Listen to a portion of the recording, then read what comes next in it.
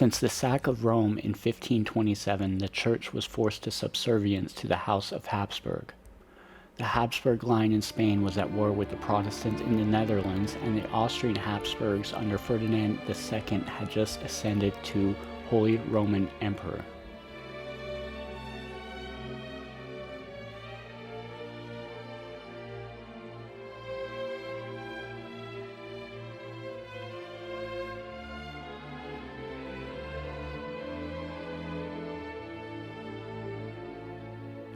Ferdinand soon ordered laws to revert any religious differences in Germany.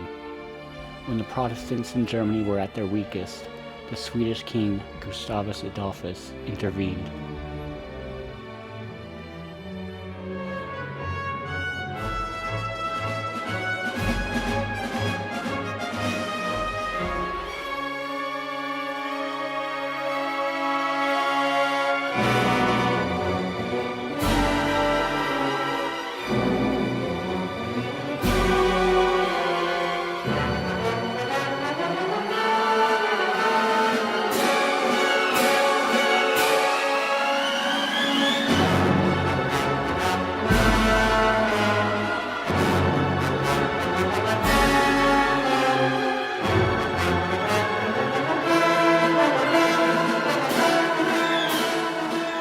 The Swedes beat the defending Imperialists up the Oder River, then went west to protect the city of Magdeburg, which declared loyalty to Gustavus.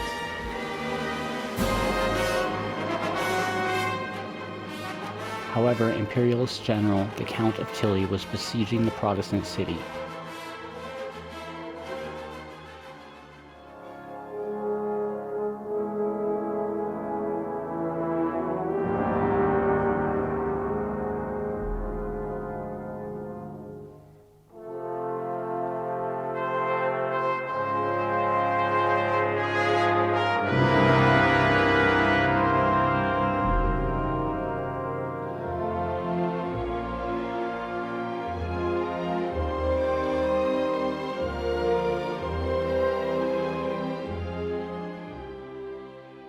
The ruler of Saxony, John George, sought neutrality and would not give loyalty to a foreign army and betray the empire.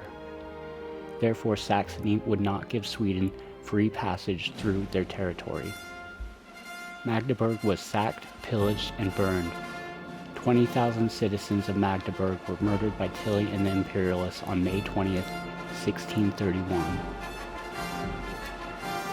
Tilly then moved deeper in Saxony, and threatened that if John George and his army would not join him, more Saxon cities would meet the same fate as Magdeburg. The ultimatum backfired. John George joined with Gustav and the Swedish army, then marched to battle the Imperialists near Leipzig in the Battle of Breitenfeld.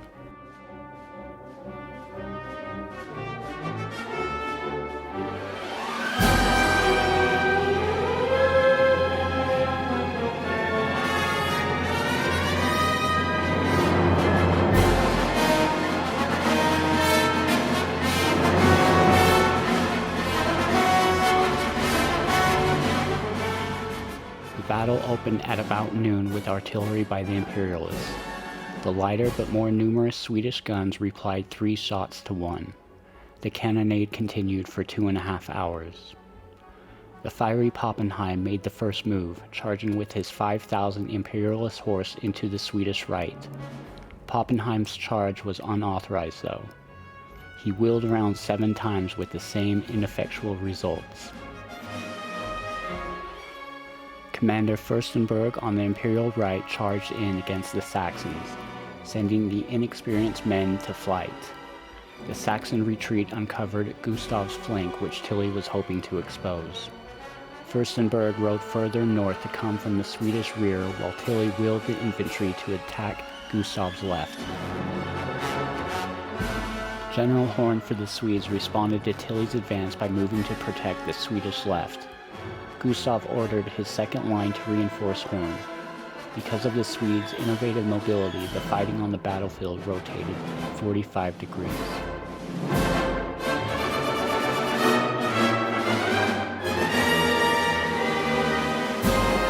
The shift enabled Bayner's cavalry, who had just sent Pappenheim to flight, to ride down the late line of battle and capture Tilly's heavy artillery.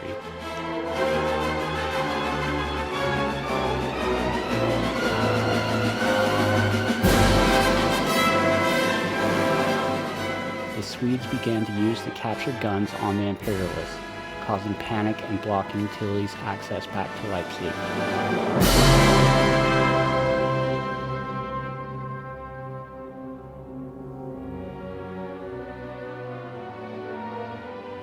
The right side of the Swedish infantry were able to take Tilly in flank. The Imperial infantry held firmly through the onslaught. The Swedish cannon was shredding the Imperial formation in the front, while their own captured artillery were decimating the Imperialists from the rear. Tilly's proud soldiers could do little but preserve their reputation.